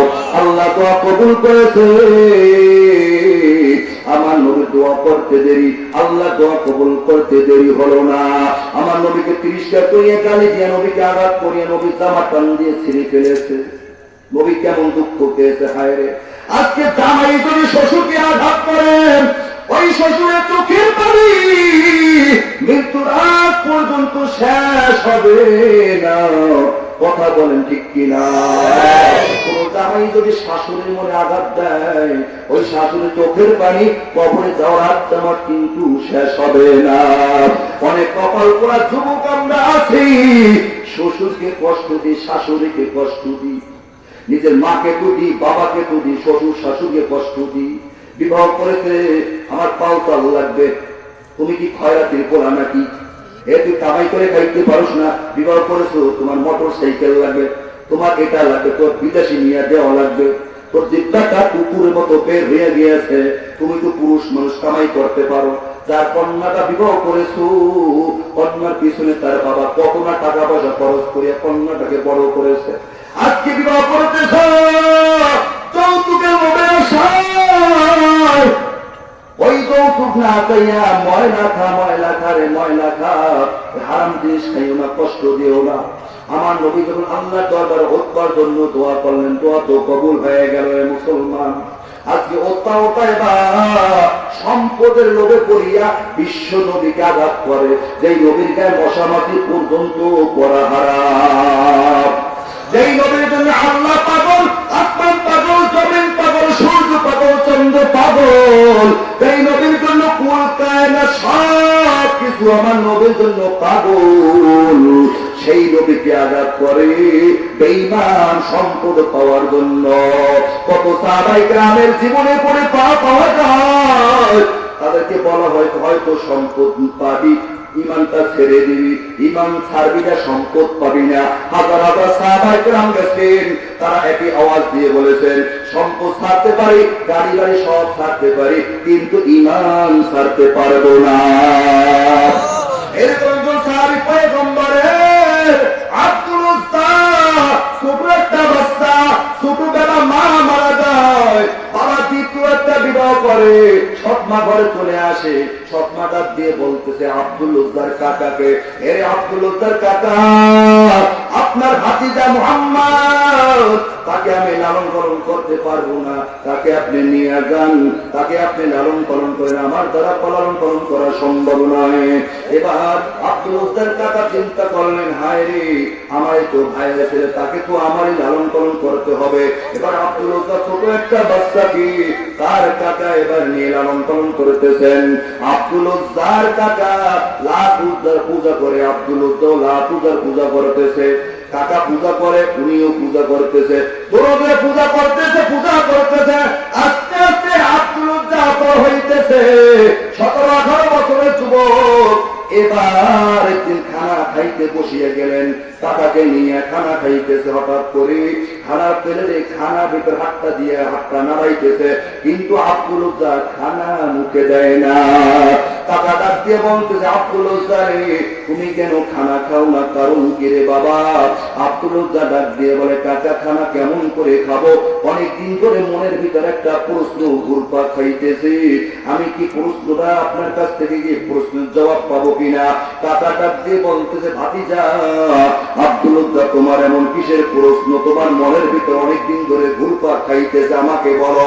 আব্দুল উজ্জা ডাক দিয়ে বলতেছে, কাকা আমার একটা প্রশ্ন হইল, আব্দুল্লাহ সন্তান মুহাম্মদ, তার ব্যাপারে আপনার ধারণাটা কি? বলার সাথে সাথে আব্দুল উজ্জার কাকা লাফ মারিয়ে দাঁড়াইয়া বলতেছে, আব্দুল উজ্জা রে, এই জমিনের উপরে আসমানের নিচে মুহাম্মাদের মতো ভালো মানুষ জগতে আর একটাও নাই। আব্দুল উজ্জা ডাক দিয়ে বলে, কাকা তাহলে মুহাম্মাদের কালেমা পড়লে দোষটা কোথায়? মুহাম্মাদের গোলাম হইলে দোষটা কোথায়? আব্দুল উজ্জার কাকা ডাক দিয়ে বলে, আব্দুল উজ্জা রে, আমাদের একটা ধর্ম আছে, মুহাম্মাদের একটা ধর্ম আছে, মুহাম্মদ ভালো মানুষ, মুহাম্মদ ভালো সেটা আলাদা ব্যাপার, আমাদের ধর্ম আছে, আমরা আমাদের ধর্ম ছাড়িয়া কেন মুহাম্মাদের গোলাম হয়ে যাব? কেন মুহাম্মাদের কালেমা পড়ে মুসলমান হব? দরকার নাই, দরকার নাই। আব্দুল উজ্জা ডাক দিয়ে বলতেছে, কাকা আজকে যে আপনি নিজেই আব্দুল্লাহ সন্তান মুহাম্মাদের ব্যাপারে এমন একটা কথা বললেন, মুহাম্মাদের মতো ভালো মানুষ জগতে একজন নাই। ও কাকা শোনো, তুমি যদু কালেমা পড়তে চাও না, কালেমা পড়তে তুমি চাও না, কিন্তু আমি আপনাকে সাক্ষী রেখি, মুহাম্মাদের কালেমা পড়ে মুহাম্মাদের গোলাম হয়ে গেলাম। লা ইলাহা ইল্লাল্লাহু মুহাম্মাদুর রাসূলুল্লাহ। আব্দুল উজ্জা কাকার মেজাজ গরম হয়ে গেল, চোখ দুটো বড় বড় হয়ে গেল, ডাক দিয়ে বলতে, ভাতিজা আব্দুল উজ্জা, কাজটা কেমন করে ফেললি, কাজটা কেমন করে ফেললি? আমারটা খাইয়া, আমারটা পরিধান করে, আমার ঘরে থাকিয়া একটু একটু করে আজকে বড় হয়েছে, আজকে আমার কথা না মানিয়া, আমার কথা না শুনিয়ে আমার সামনে দাঁড়াইয়া দাঁড়াইয়া কোন সাহসে মুহাম্মাদের কালেমা পড়ে মুহাম্মাদের গোলাম হয়ে গেলি? এই ভাতিজা, কাজটা কিন্তু মোটো ভালো করস নাই। আব্দুল উজ্জা ডাক দিয়া বলতেছে, কাকা কাজটা তো ভালো করি নাই, আমি কিন্তু আর আপনার কাছে থাকবো না, কাজটা তো ভালোই করি নাই, আপনার কাছে খাই গেলাম, আপনার কাছ থেকে বিদায় নিয়ে চলে যাই। আব্দুল উজ্জার কাকা বলতেছে, কোথায় যাইবি? পরনের চাদরটা তো আমার টাকার কেনা চাদর, ওই গায়ে গেঞ্জিটা আমার টাকার কেনা গেঞ্জি, ওই গায়ে শার্টটা আমার টাকার কেনা শার্ট, এ তো পায়ের জুতাটা আমার টাকার কেনা জুতা, তোর পরনের লুঙ্গিটা আমার টাকার কেনা লুঙ্গি, কোথায় যাবে আমারটা নিয়া? মুহাম্মাদের কাছে যাবি, তোকে আমি সোজা যাইতে দেব না। এবার আব্দুল উজ্জার কাকা ডাকছে, আব্দুল উজ্জা তুমি মদিনায় মুহাম্মাদের কাছে যাইবি, এ চাদর দে, চাদর দে। আব্দুল উজ্জা ডাকছে বলতে, কাকা চাদরের মহব্বত অন্তরের মধ্যে আমার বেশি, আমার অন্তরে আমার নবীর মহব্বত বেশি, আমি চাদর ছেড়ে দিতে পারি, আমি কিন্তু ইমানটা ছেড়ে দিতে পারি না। এই কথা বলিয়ে চাদরটা কাকাকে ফেরত দিয়ে দিল। কাকা ডাক দিয়ে বলতেছে, তোর গেঞ্জি দিয়ে দেন, গেঞ্জি দিয়ে দিল, শার্ট দিয়ে দিল। কাকা ডেকে বলতেছে, ভাতিজা কয়েকদিন আগে তোমার জন্য সুন্দর একটা বধূ এনেছি, ওই বধূ নিয়ে তুমি মদিনায় যাওয়া যাইতে পারবি না, বধূটাকে তাড়াতাড়ি তালাক দিয়ে দে। তার বেবিটাকে তালাক দিয়ে দিল। কাকা বলতেছে, ভাতিজা রে, তোর বাবার সমস্ত সম্পদ গুলো আমাকে লিখিয়া দিতে হবে। আব্দুল দাদা দিয়ে বলে, কাকা সম্পদের মায়া অন্তরে বেশি না, সম্পদ ছাড়তে পারে কিন্তু আমি নবীকে ছাড়তে পারবো না। এবার সবকিছু দিয়া যখন পরমে খালি একটা লুঙ্গি নিয়ে তখন রওনা হয়েছে, এবার কাকা ডাকিয়ে বলতেছে, আব্দুল উজ্জা রে, তোর পরনে যে একটা লুঙ্গি, একটা চাদর, ওটা তো আমার টাকার কেনা চাদর, ওই চাদরটা আমাকে ফেরত দে, আমার টাকার কেনা জিনিস নিয়ে তুই এখান থেকে মদিনায় যাইতে পারবি না। আব্দুল্লাহ 17 থেকে 18 বছর একটা যুবক। ও আমার যুবক ভাই, চিন্তা করিয়া দেখেন, যুবক 17-18 বছর যুবক, পরনে খালি একটা লুঙ্গি আছে। এবার আব্দুল্লাহ লুঙ্গির মুষ্টিটা এরকম মজবুত করে ধরলেন, ধরে ডাক দিয়ে বলে, কাকা কাকা, এই লুঙ্গিটা তুমি ফেরত নিও না, নিও না। চাদর চেয়েছো, চাদর ফেরত দিয়ে দিলাম। তুমি জায়গা জমি যা চেয়েছো সব দিয়ে দিলাম, পরনে শুধু একটা লুঙ্গি, লুঙ্গিটা তুমি ফেরত নিও না কাকা। আমার লজ্জা লাগে, মানুষ লজ্জা থেকে ফেলবে, মানুষ আমাকে থুতু মারবে, মানুষ আমাকে ঘৃণা করবে, কাকা রে তুমি লুঙ্গিটা নিও না। আব্দুল্লাহ কাকা বলতেছে, তোর যদি এতই ঘৃণা লাগে, এতই লজ্জা লাগে, মুহাম্মাদের কালেমাটা ফেরত দিয়া দে, ফেরত দিয়া দে, লুঙ্গিটা তো পরনেই থাক। আব্দুল্লাহ ডাক দিয়ে বলে, কাকা সব ছাড়তে পারবো, কিন্তু মুহাম্মাদের কালেমা ছাড়তে পারবো না। আমি এমনটা আপনি গ্রহণ করেছি, এইটা প্রত্যেকটা শরীরের পশমের গোড়ায় গোড়ায় গোড়ায় গোড়ায় মুহাম্মাদের ট্যাবলেট পৌঁছাই দিয়েছি, এখন আর ফেরত দেওয়ার কায়দা নাই। এবার আব্দুল্লাহ কাকার কাছ থেকে বিদায় নিয়ে যাইতেছে, কাকা তো মেজাজটা গরম করে বারবার চিল্লাইতেছে, আব্দুল্লাহ সামনে বাড়তেছে, আব্দুল্লাহ কাকার চাবুক দিয়া পিছনের দিক থেকে দৌড়াইয়া গিয়া পিটাইয়া পিটাইয়া পিটাইয়া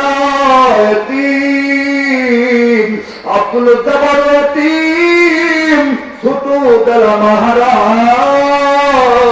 তারপরে বাবা তো হারাই দেয়, কাকার ঘরে লালিত পালিত হতেছে, কিন্তু বড় এতিম চাবুকের বাড়ি গিয়ে আব্দুল্লাহ জমিনে পড়ে যায়, শরীর থেকে সিরসিরে রক্ত ঝরতেছে।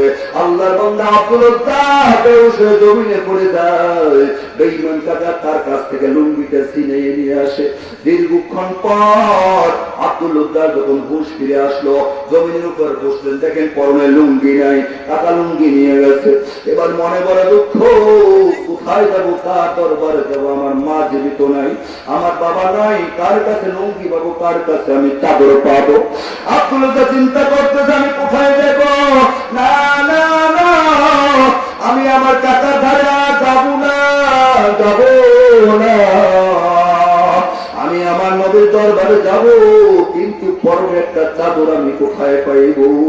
মনে চিন্তা করতেছেন, আমার ঘরে তো আমার একজন সৎ মা আছে, দেখি সৎ মার কাছে একটা চাদর পাওয়া যায় কিনা। আব্দুল্লাহ এবার চিন্তা করতে করতে একেবারে উলঙ্গ মানুষ, কোন কাজটা চুপে চুপে চুপে চুপে সৎ মার বাড়িতে চলে গেলেন। উঠানে গিয়া ডাক দিয়ে বলতেছেন, মা গো। তার শোনা সঙ্গে সঙ্গে আব্দুল্লাহ সৎ মা ঘরের ভিতর থেকে বের হয়ে এসে তাকাই দেখতে যুবক সন্তান উলঙ্গ, পরনে কোনো কাপড় নাই। মা চক্ষু দুটো বন্ধ করে নিল, ডাক দিয়ে বলতেছে, বাবা তোমার এই অবস্থা কেন? আব্দুল্লাহ চোখের পানি ফেরায় ডাক দিয়ে বলে, মা গো, মুহাম্মাদের কালেমা পড়ার কারণে আমার কাকা আমার জায়গা জমি কাপড় চোপড় শেষ সকল লুঙ্গিটা পর্যন্ত আমাকে ফেরত দিল না। ও মা গো, ঘরে কি কোনো কাপড় কোন চাদর আছে কি, কম্বল আছে কি রে মা? আমাকে একটুটা কম্বল দাও রে মা, যা পরিধান করে মদিনায় চলে যাবো, আর কোনদিন তোমাদের কাছে আসবো না। আব্দুল্লাহ চোখের পানি ফেলায় মার কাছে হাও মাও করে কাঁদেন, মা গো একটুটা কাপড় দে, একটুটা কাপড় দে। আব্দুল্লাহ মা বলতেছে, বাবা দাঁড়া, দেখি তালাশ করে আমি গরিব মানুষ ঘরের ভিতরে কিছু পাই কিনা। এবার মহিলা মানুষ ঘরের ভিতরে তালাশ করিয়া করিয়া একটা কম্বল পাইছে, কম্বলটা ছিঁড়িয়া আধা কম্বল যুবক সন্তানকে দিয়ে বলতেছে, বাবা যা তোকে দিয়ে দিলাম, ঘরের পেয়ার মতো কিছু নাই। আব্দুল্লাহ ডাক দিয়া বলতেছে, মা গো চলছি মদিনায়, আর কোনদিন ফিরিয়া আসবো না। আব্দুল্লাহ মদিনার দিকে রওনা। এতিম মানুষ, কোনো খাবার নাই, আর কিছুই নাই সঙ্গে, কিন্তু পথ ফিরে না, ঘাটছে না, কোন পথ দিয়ে মদিনা যায়, পাহাড়া জমি। রাতের বেলা গুহার মধ্যে পড়াইয়া পড়াইয়া একা একা থাকে।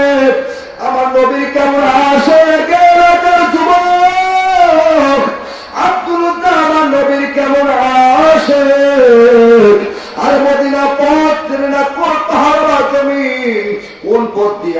উজ্জা মদিনায় যাইবে, পথ সাথে কোনো খাবার নাই।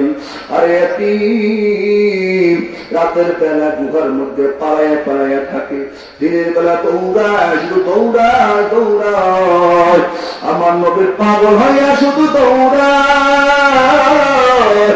পাইলে গাছের পাতা চিপে চিপে গাছের রস পান করে, পানি পাইলে খায় না, পাইলে খায় না। এরকম দৌড়াইয়া দৌড়াইয়া 17-18 দিন পরে মদিনায় গিয়ে উঠিয়া যায়। মদিনার মসজিদে নববীর পর্দার চৌকাঠ ধরিয়া এরকম দাঁড়াইয়া রয়েছে, ভিতরে দেখতেছেন আমার নবী সাহাবায়ে কেরামদেরকে বয়ান করতেছেন। এই দৃশ্য আব্দুল উজ্জা যখন দরজায় দাঁড়ায় দেখতেছেন আমার নবীর তাদের মতো চেহারা দিকে এক নজরে একেবারে তাকাই রইলেন। আমার নবীর নজর এখনো আব্দুল উজ্জার প্রতি পড়ে না, নবী সাহাবায়ে কেরামদেরকে নসিহত করতেছেন। হঠাৎ করে আমার নবীর নজরটা আব্দুল উজ্জার প্রতি পড়িয়া যায়। নবী আমার ডাক দিয়া বলে, যুবক, কোথায় বাড়ি, কোথায় ঘর, পরিচয় কি? এর বাবা ভিতরে আসো। আব্দুল উজ্জা সঙ্গে সঙ্গে পাঁচ পাখির মতো দৌড় দিয়া এবার নবীর কদমে গিয়ে হলমল করে কান্না শুরু করে দেয়। ডাক দিয়ে বলে, পয়গম্বর, আপনার কালেমা পড়ার কারণে টাকা আমার জামা নিয়ে গেল, চাদর নিয়ে গেল, লুঙ্গি নিয়ে গেল, আমার জায়গা জমি সব নিয়ে গেল, আমার পরা লুঙ্গিটা পর্যন্ত নিয়ে গেল, আমাকে আঘাত পর্যন্ত করলো। ও পয়গম্বর, আমি বড় এতিম, আমার জগতে মা নাই, আমার জগতে বাবা নাই। আমার নবী ডাক দিয়ে বলতেছে, যুবক, তোমার নাম কি? বলে, আমার নাম হলো আব্দুল উজ্জা। নবী আমার ডাক দিয়ে বলতেছে, তুমি উজ্জা পূজা করতা বিদায় তোমার নাম আব্দুল উজ্জা। আজকে থেকে তোমার নাম আব্দুল উজ্জা নাই, আমি তোমার নাম রেখে দিলাম আবদুল্লাহ। আল্লাহর বান্দা, আল্লাহর ইবাদত করা, আল্লাহর বান্দা। আজকে থেকে তোমার নাম হলো আব্দুল্লাহ। আমার নবী ডাক দিয়ে বলে, সাহাবায়ে কেরাম, তোমাদের ভাই আব্দুল্লাহ দিকে তাকিয়ে দেখো, চোখগুলো ভিতরে ঢুকিয়া গিয়েছে, এই চামড়াগুলো একেবারে হাড়ের সঙ্গে লাগিয়ে গিয়েছে, শরীরে গোশত বলতে কিছুই নাই, কারণ না খাইয়া যুবক দৌড়ায়, চেহারা দেখা যায় না, চুলের ভিতরে ময়লা এলোমেলো। নবী আমাদের কি বলতে, সাহাবায়ে কেরাম, তোমাদের কারো আছে চাদর, তারা আছে, তোমাদের ভাইকে চাদর দিয়ে দাও। কার কাছে কি আছে তাড়াতাড়ি দিয়ে দাও। তোমাদের কার কাছে আছে কুরমা খেজুর, কুরমা খেজুর থাকলে আমার হাতে কুরমা খেজুর দিয়ে দাও। সাহাবায়ে কেরাম ডেকে বললেন, পয়গম্বর, আপনি বলেন যার কাছে চাদর আছে তোমাদের ভাইকে চাদর দিয়ে দাও, যার কাছে কাপড় আছে তোমাদের ভাইকে কাপড় দিয়ে দাও, কিন্তু কুরমা খেজুর আপনি হাতে নেবেন কেন? আমার নবী ডাক দিয়ে বলতেছেন, হ্যাঁ সাহাবায়ে কেরাম শোনো, এই আব্দুল্লাহ বড় এতিম, এই আব্দুল্লাহ জগতে মা নাই, বাবা নাই, আমি পয়গম্বর বড় এতিম, আমি আজকে কুরমা খেজুর আমি নিজের হাতে আব্দুল্লাহর গালে তুলিয়া দেব। আমার নবী যখন নিজের হাতে কুরমা খেজুর আব্দুল্লাহর মুখে তুলিয়া দিল, আব্দুল্লাহ চোখের পানি ছেড়ে হাওয়া করে কাঁদে, বলে, পয়গম্বর, আমার জগতের মা নাই, বাবা নাই, আজকে আমি মা বাবা চাইতে 1000 গুণ বেশি আদর পেয়ে গেলাম। হামসুরাত হামসিরাতে মসতফা বর্তমানি হালে উকুন ইত্তেবায়ে সুন্নতে খৈরুল বাশার গীর লাজম তাবোয়াবি আয়ে পেশার। আব্দুল্লাহ সম্পদের মায়া করে নাই, ঘরের মায়া করে নাই, জায়গা জমির কোনো মায়া নাই, মহব্বত নাই। আব্দুল্লাহর মন্তরের মধ্যে মধ্যে শুধু আমার নবীর মায়া, আল্লাহর মহব্বত আর নবীর মহব্বতে ভরপুর ছিল। এজন্য সব কিছু খাইয়া আব্দুজ্জামান নবীর জন্য পাগল হয়ে মদিনায় দৌড়ায়।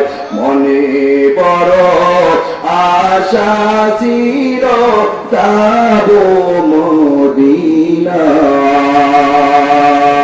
সালাম আমি করব গিয়ে, সালাম আমি করব গিয়ে নবীজির রওজায়।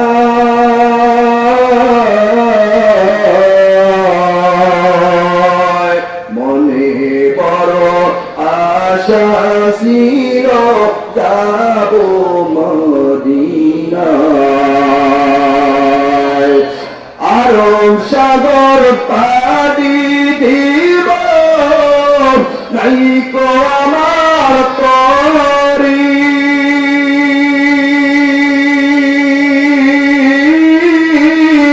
পাখি নয় যে উড়ে যাব ডানাতে ভর করি, আরব সাগর পাড়ি দিব নাই কো আমার তরি,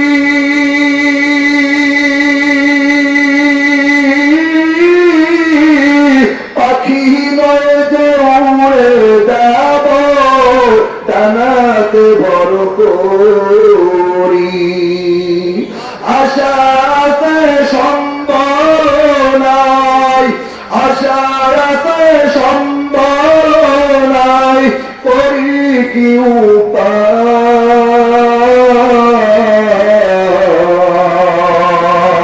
মনে বড় আশা ছিল যাব মদিনায়, সালাম আমি করব গিয়ে, সালাম আমি করব গিয়ে নবীজির রওজায়।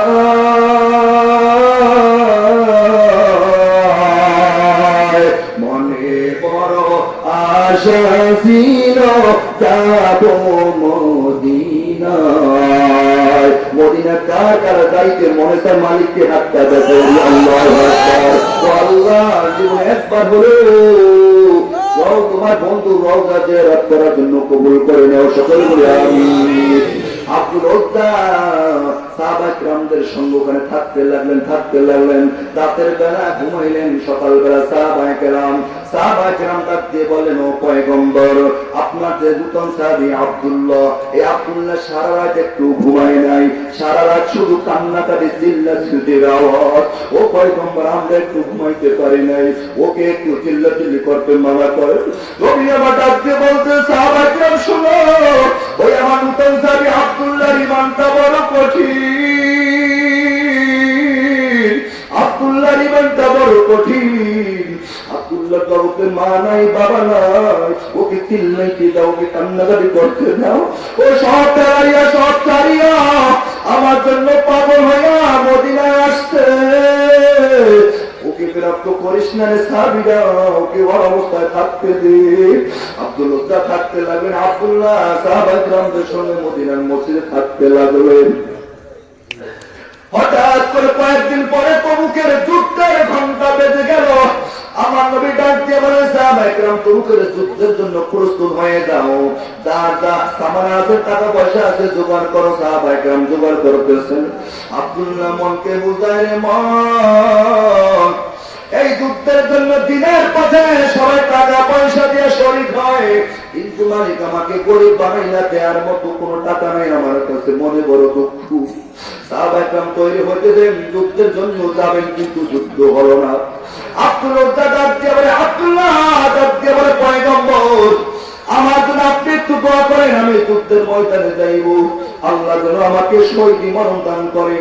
কারণ আপনি বলে আছেন যে শহীদি মরণ হইবে, ইসলামের জন্য যে তার জীবনটা দিয়ে দেবে, যুদ্ধের ময়দানে গিয়ে শহীদ হয়ে যাবে, তার মরণের সময় কোনো কষ্ট হয় না।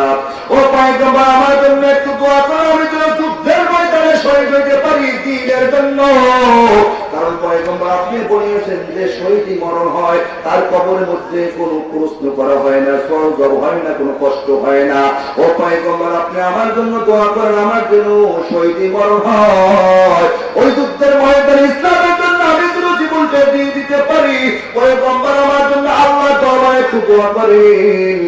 কেন কঠিন কিয়ামতের ময়দানে সূর্য মাথার উপর চলে আসবে, মাথার গিলুগুলো উড়ন্ত ভাতের মারের মতো এরকম ভাবে ঝরতে থাকবে, ঝরতে থাকবে, টকবক করতে থাকবে।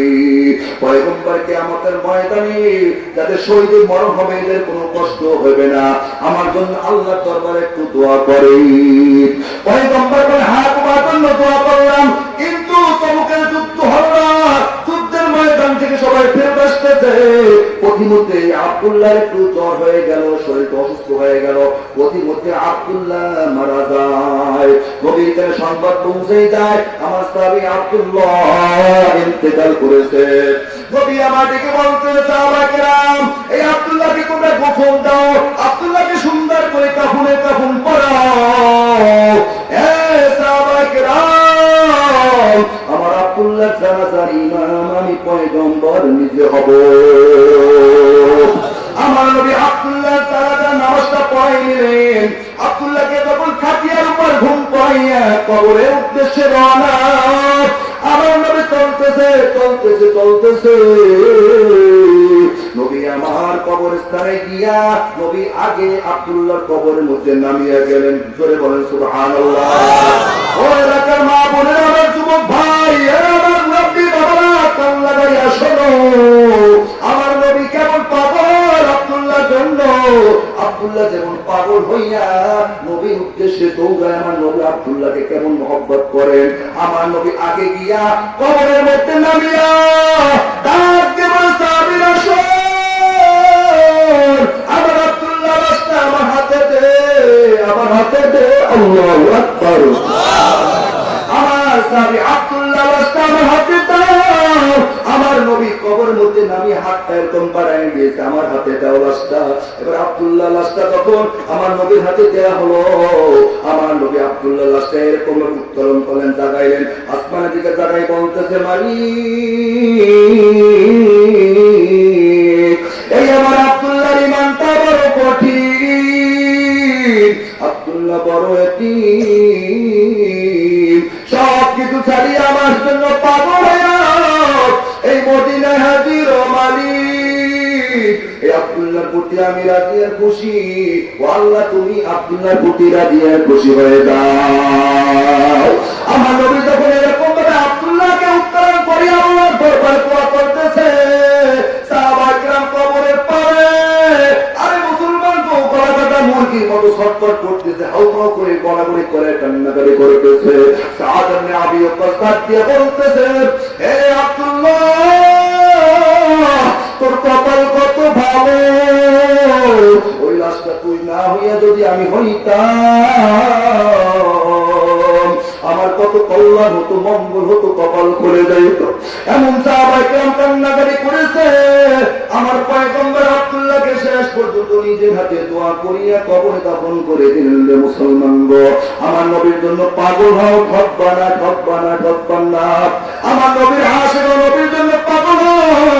আমার নবীর সুন্নতি টুপি মাথায় পরো। স্কুল কলেজে অনেক আমার ভাইয়েরা আছে, স্কুল কলেজে পড়ে কিন্তু নামাজের সময় নামাজ পড়ে টুপি মাথায় দেয়, গালে দাঁড়িয়ে আমার নবীর সুন্নত। আমাদের তাদের মা আছে, বোন আছে, আমাদের প্রত্যেকের মা বোন যারা আছে আল্লাহ পাক পুরান আমি তাদের গালে কিন্তু দাড়ি দেন নাই, কারণ মা বোনদের গালে দাড়ি হইলে ভালো দেখা যায় না, দাড়ি ভালো দেখা যায় পুরুষদের শরীরে, পুরুষদের গালে দাড়ি হইলে সুন্দর দেখা যায়। এজন্য আল্লাহ পাক রব্বুল আলামিন তিনি সৃষ্টি করেছেন আপনাকে আমাকে। আল্লাহ জানেন পুরুষদের দাড়ি দিলে ভালো দেখা যায়, মহিলাদের দাড়ি দিলে ভালো দেখা যায় না। এজন্য পুরুষদের আল্লাহ দাড়ি দিয়েছে। আজকে সেই আল্লাহ দেওয়া দাড়ি আমার নবীর সুন্নাত আমরা জবাই করতেছি। রে মুসলমান গো, আমার নবী বলেন যে নাকি আমার সুন্নাতকে কেটে দিল, সে নাকি কালে তেলে লাগাইল, সে কেমন যেন আমি নবীর পরিচয় আঘাত করলো। আমার নবীকে কষ্ট দিস না রে ভাই, মনকে বুঝাও রে মন। এ দুনিয়া খেলার দুনিয়া, দেখতে দেখতে একদিন শেষ হয়ে যাবে। এ দুনিয়া কেউ চিরদিন থাকতে পারবো না, এই দুনিয়া কেউ চিরদিন থাকতে পারবো না। আজ বলো কাল বলো, চলে যাইবা। আজকে গোলাপ ফুলের মতো আমাদের চেহারা কত সুন্দর, যুবক মানুষ যা মনে চায় তাই করতেছি। দেখতে দেখতে এক সময় কিন্তু দুনিয়ার গোলাপ ফুলের মতো তোমার চেহারা থাকবে না। শোনে হাফিজ বাকু বুয়াম কেবল তাজা নমি মানাত আদার মানাত সবে মানাত সবে দিগার নমি মানাত গোলাপের ফুল সন্দুদা দস্তান করু তাজা নমি মানাত আদার মানাত সবে মানাত সবে দিগার নমি মানাত। দীপ্ত কণ্ঠে হাফিজ কহে ভুলতা যা কি রয় কখনো, এক রাত কি দুরাত রহে ভুল বুঝিস না তোর জীবন। ঠিক এমনি করে সাঙ্গ হবে ভবের খেলা পড়ে রবে।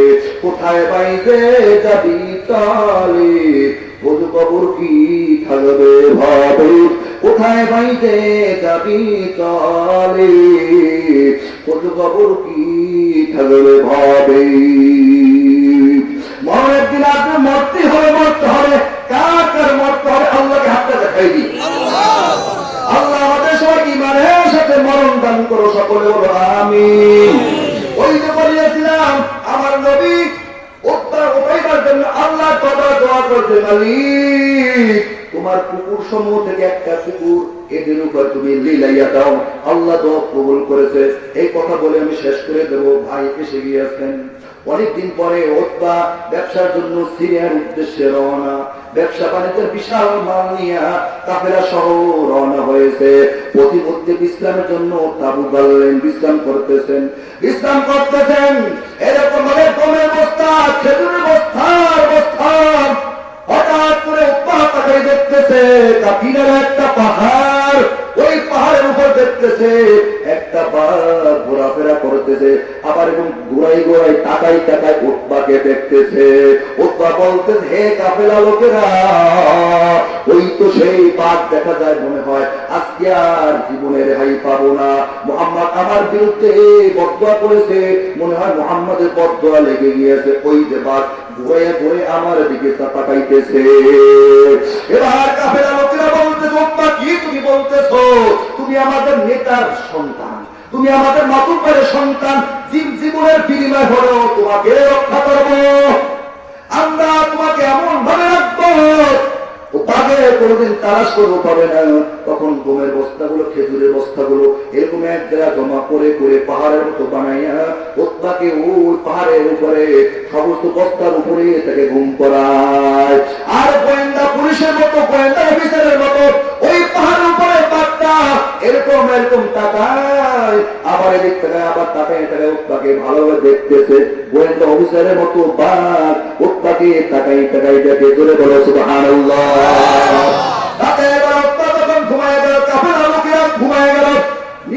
সবাই ঘুমায় যায়, উতবাকে যখন একেবারে উপরে ঘুম করায়। এবার বাঘ রওনা হয়েছে। বাঘ যখন দেখতেছে সবাই নাক ডাকা শুরু করেছে, মজার ঘুমে সবাই মগ্ন হয়ে গেল। এবার বাঘ মনে করতেছে এবার তো আমার ডিউটির পালা, জোরে বলেন সুবহানাল্লাহ। আমার ডিউটির সময় হয়েছে, কারণ সবাই ঘুমের মধ্যে নাক ডাকতেছে, আরামের বিছানায় ঘুমায়। বাঘ যাইয়া কাকে আগে ধরবে? বাঘ তো চেনে না এই উতবা, এই অমুক বাঘ কেমন করেছেন রে।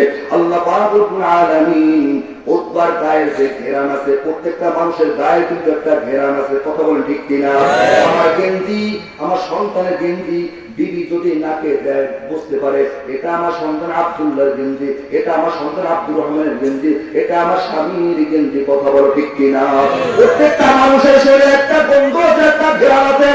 আল্লাহ পাক রব্বুল আলামিন উতবার গায়ের ঘেরান বাঘের নাকের সাথে আল্লাহ লাগাইয়া দিলেন, জোরে বলো সুবহানাল্লাহ। এবার রাতে যখন চলে আসলেন দেখতেছে না কত সুন্দর আরামে ঘুমাইতেছে, নাক দিয়া ঘেরান নিতেছে। কিন্তু ইসলামের বেঈমান, কোরআনের বেঈমান, বিশ্ব নবীর দুশমনকে তালাশ করে পায় না। বাঘ ভিতরে ঘুরতেছে, নাক দিয়া টানতেছে, কিন্তু গেল কই দুশমন, গেল কই। কোরআনের দুশমন কারবে, ইসলামের দুশমন কারবে, পাই না কেন পাই না। শেষ পর্যন্ত পাক এরকম একটু উপরের দিকে তাকাইলো, দেখতেছে বস্তার উপর একটা নাক টানতেছে। এবার পাক লাফ মারিয়া উপরে উঠিয়া গেল, উপরে উঠিয়া দেখতেছে ঘেরান নিচে দেখতেছে, হয়তো এই তো সেই বড় ইসলামের বেঈমান, আমার নবীর আঘাত করেছে, নবীর দামাজ টান দিয়ে ছিঁড়ে ফেলেছে, নবীকে গালি দিয়েছে, নবীর শরীরের উপর আঘাত করেছে, এই তো সেই দুশমন। এবার তাকে খাওয়া দিয়া আর কল্লাটা ধরিয়া বাঘের টেনে মুসু করিয়া টেনে টেনে মরহুমের মধ্যে নিয়া মাছ যেমন ভাবে ভাগা করে, মাছ বড় মাছ ওইরকম ভাবে উৎপাকে এমন ভাবে বাঘে ভাগা করলো, ওর মাথা এক জায়গা, পা এক জায়গা, পেট এক জায়গা, হাত পা এক এক জায়গা ভাগা কইরা কইরা বাঘ এবার পাহাড়ের উপরে যায়। তাকাই তাকাই দেখে হায় রে, আল্লাহ পাকের দুশমন আমার নবীর দুশমন হত্যা করেছে। বাঘে মহাখুশি, বাঘে দাঁত বের করে হাসতেছে, বাঘ করে করতে যাবে এখন চলিয়ে যাই, না না আমি চলিয়ে যাবো না। সকালবেলা তারা যখন উৎপাকে না পাইয়া তালাশ করে করে যখন উৎপার এই অবস্থা দেখবে, তখন তারা কান্নাকাটি করবে। আমি পাক এই দৃশ্য দেখিয়ে খুশি খুশি পাবো, মনে আনন্দ পাবো, আনন্দ পাইয়ে তারপরে আমি বিদায় হব। তাক গিয়া পাহাড়ের উপর বসিয়া গেলে সকালবেলা সবাই তালাশ করতে, উৎপাকে বের হয় না, বস্তার উপর থেকে উৎপাকে পাওয়া যায় না, তালাশ করতে শেষ পর্যন্ত দেখতেছে মরুভূমির মধ্যে মাছের ভাগার মতো তাকে ভাগ করে ফেলাইছে। আল্লাহু আকবার, আরে তুমি আল্লাহু আকবার।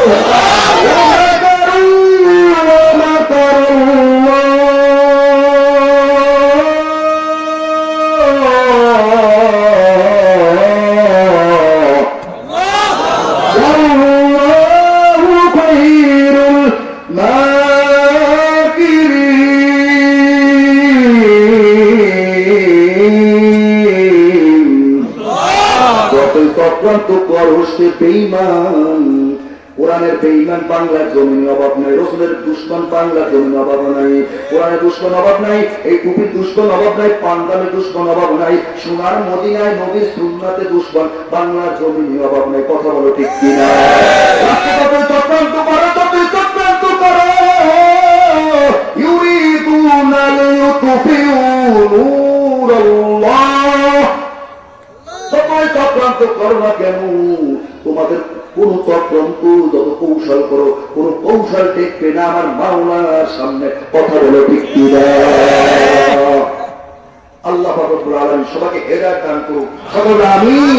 আমাদেরকে হেদায়েত দান করুক, সকলে আমিন। ওয়া আখিরু দাওয়ানা আলহামদুলিল্লাহ।